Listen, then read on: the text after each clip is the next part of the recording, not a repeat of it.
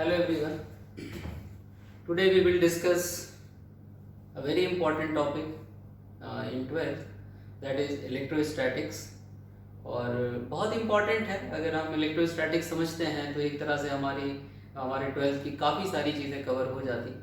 तो यहीं पे मैं शुरुआत कर रहा हूँ और मैंने जैसा कहा था कि हम अपने शॉर्ट वीडियोस में कोशिश करेंगे कि एक वीडियो के अंदर एटलीस्ट हम कोई एक चीज़ तो बहुत अच्छी तरह से समझ जाए. तो चलो आज फिर स्टार्ट करते हैं. और आज हमारा जो एक छोटा सा टॉपिक होगा वो है कूलम्ब्स लॉ. चलो तो हम लोग स्टार्ट करते हैं कूलम्ब्स लॉ से.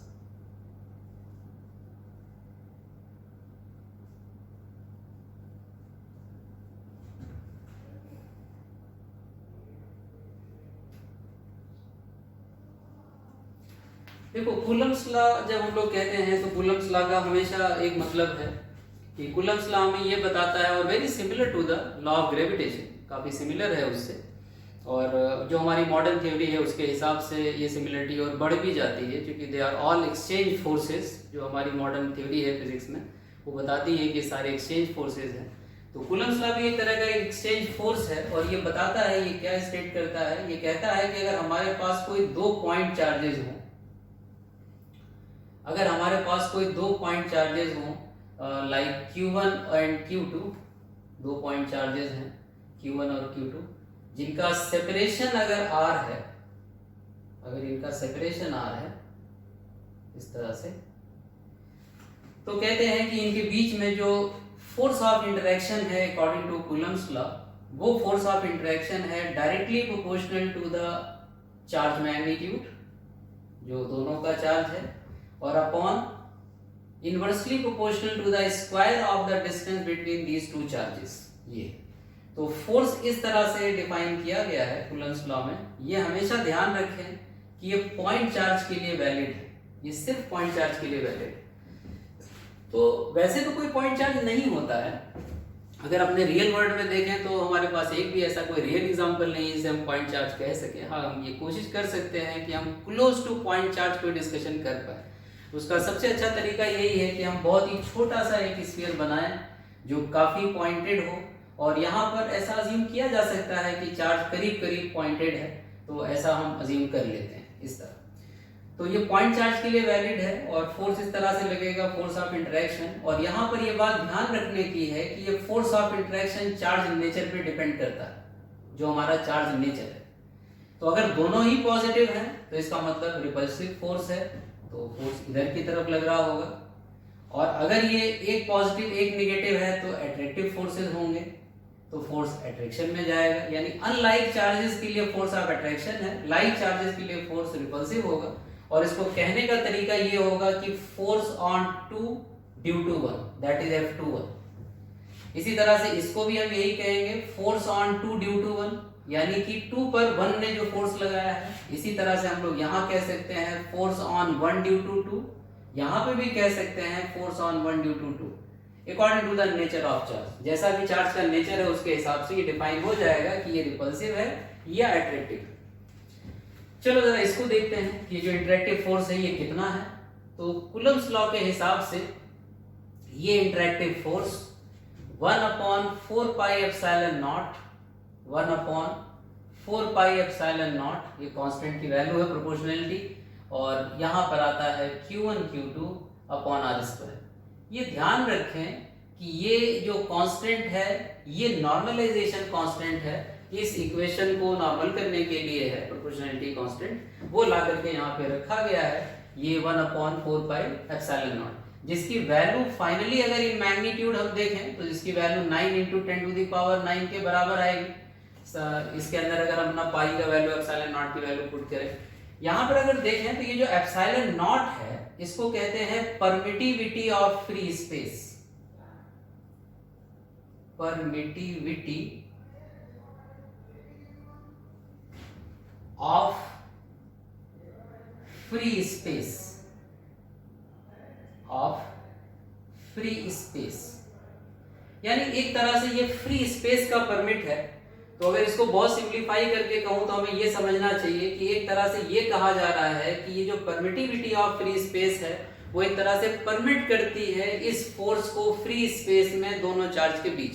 यानी अगर ये दोनों चार्ज फ्री स्पेस में रखे जाए तो उनके बीच में जो फोर्स लगेगा उस फोर्स को ये परमिट करता है। इस तरह की एक वैल्यू है, यानी कि परमिटिविटी ऑफ एनी स्पेस भी कुछ होता होगा। अगर हम फ्री स्पेस एयर या वैक्यूम ना ले, कोई दूसरा मीडियम होगा तो ये परमिटिविटी चेंज भी होगी, तो हमें वहां पर परमिटिविटी ऑफ एनी स्पेस भी लिखना होगा। तो यहाँ पर 1/4πε0 ये पूरा कांस्टेंट है और इसकी वैल्यू 9×10⁹ के बराबर है।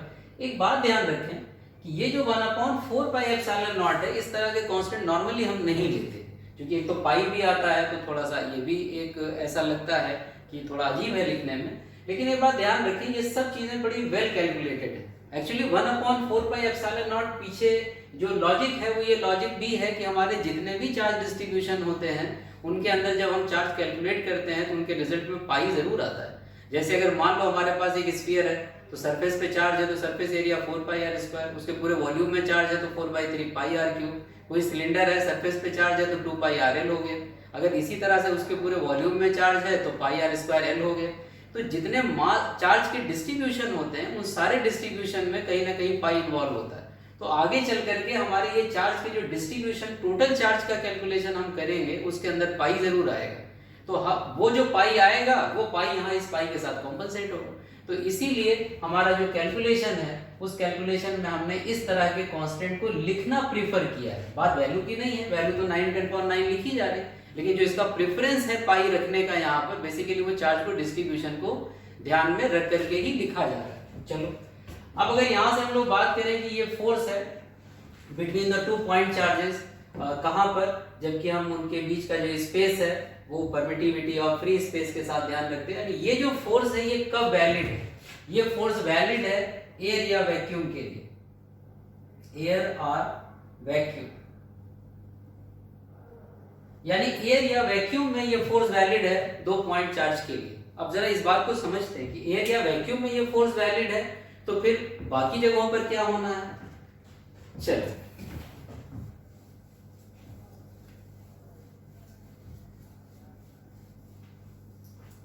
थोड़ा और क्लियरिटी से इसको समझते हैं। कहा जाता है कि ये जो हमारा कूलम्स लॉ है, कूलम्स लॉ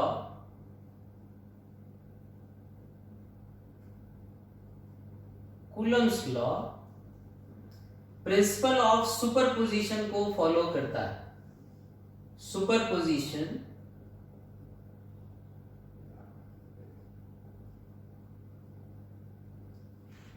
को फॉलो करता है। अब इस बात का यहां पर क्या मतलब है, इस वैल्यू को, इस इक्वेशन को अच्छी तरह समझने के लिए हमें इस सुपरपोजिशन का भी ध्यान रखना पड़ता है। देखो जरा पहले समझना, बहुत ही क्लियर बात है। देखो सुपरपोजिशन का मतलब है कि अगर मैं यहां पर कोई एक चार्ज रखता हूं, मान लो कि ये चार्ज Q है ना, ये चार्ज Q है, और इस चार्ज के ऊपर यहां पर एक चार्ज हमने रखा है, इस जगह पर एक चार्ज हमने यहां पे रखा है, इस जगह पर। लाइक मान लो ये चार्ज Q1 है ना, ये चार्ज Q1 है, मान लिया ये चार्ज Q2 है। सुपरपोजिशन हमेशा ये बताता है कि दो चार्ज के बीच में जो इंटरेक्शन है वो independent of the presence of the second charge या अदर चार्ज होता है। एक बार फिर रिपीट करता हूं, सुपरपोजिशन ये बताता है कि दो चार्ज के बीच में जो इंटरैक्टिव फोर्स है, जो कि कूलम्बिक इंटरेक्शन है, वो interaction independent of the presence of other charge है, जो कि उसके स्पेस में कहीं रखे गए हो। यानी कि Q1 Q के ऊपर जो फोर्स लगाता है वो इस बात से इंडिपेंडेंट है कि यहां पर एक Q2 चार्ज भी रखा हुआ है, यानी वो उतना ही फोर्स लगाएगा जितना वो अकेले लगाता, चाहे Q2 यहां होता या चाहे नहीं होता।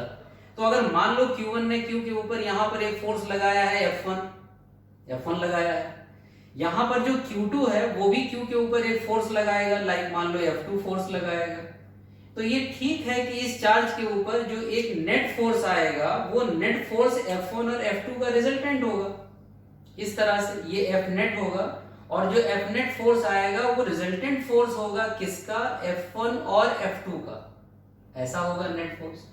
नेट फोर्स में दोनों के फोर्सेस का रोल है, लेकिन ये बात यहां ध्यान रखने की है कि Q1 Q के ऊपर जो फोर्स लगा रहा है F1, वो अगर अकेला होता तो भी F1 फोर्स लगाता, जब यहाँ Q2 प्रेजेंट है तो भी वो F1 ही लगाएगा, यहाँ Q3 होता, Q4 होता तो भी वो F1 लगाता, independent of the presence of the other charges.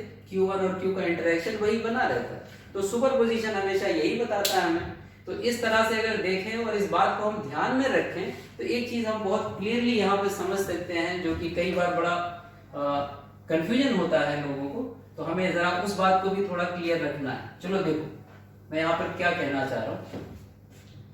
कहने का मतलब ये है कि अगर मान लो कि हमने एक पॉइंट चार्ज ये लिया ना, ये पॉइंट चार्ज लिया, ये पॉइंट चार्ज लिया, अब इस पॉइंट चार्ज के बीच में जो गैप है यहाँ पर इन दोनों का, लाइक मान लो वो R है, और ये पॉइंट चार्जेस हो गए, एक हो गया Q1 और एक चार्ज हो गया Q2, ऐसा करके हो गया। कहते हैं कि अगर इनके बीच में एयर या वैक्यूम है तो फोर्स है 1/4 pi epsilon not Q1 Q2 by R square. लेकिन अब यहाँ पे देखो कि अगर यहाँ पर कोई दूसरा मीडियम आ जाए, लाइक यहाँ पर कोई मीडियम आ जाए, तो इस मीडियम की प्रेजेंस के नाते इस तरह से जब ये कोई मीडियम यहाँ आ जाएगा, जबकि ये मीडियम कहां तक जाता है, ये मीडियम जाता है अप टू इनफाइनाइट, ये मीडियम जाता है अप टू इनफाइनाइट। तो जब मीडियम की प्रेजेंस है यहाँ पर, तो अगर मैंने इस चार्ज को Q1 लिया था और इसको Q2 लिया था, तो देखो जरा यहाँ पर इस Q1 प्लस नेचर के चार्ज, क्योंकि ये तो प्लस था, ये चार्ज ऐसे प्लस प्लस है, पॉइंट चार्ज है ऐसे, तो मीडियम के अंदर यहां पर नेगेटिव चार्ज अपीयर हो जाएगा ड्यू टू द इंडक्शन, यहां नेगेटिव चार्ज अपीयर हो जाएगा। ठीक इतना ही पॉजिटिव चार्ज इनफाइनाइट पर भी कहीं अपीयर होगा, जो कि बहुत फार अवे है और वो इसके साथ इंटरेक्ट नहीं करेगा। अब इसके प्रेजेंस के नाते जब ये नेगेटिव चार्ज यहाँ पर अपीयर होता है, तो वो नेगेटिव चार्ज इस पॉजिटिव चार्ज के ऊपर अगर मैं इंटरेक्शन देखूं, तो अब इस पॉजिटिव चार्ज पर दो तरह के फोर्स है।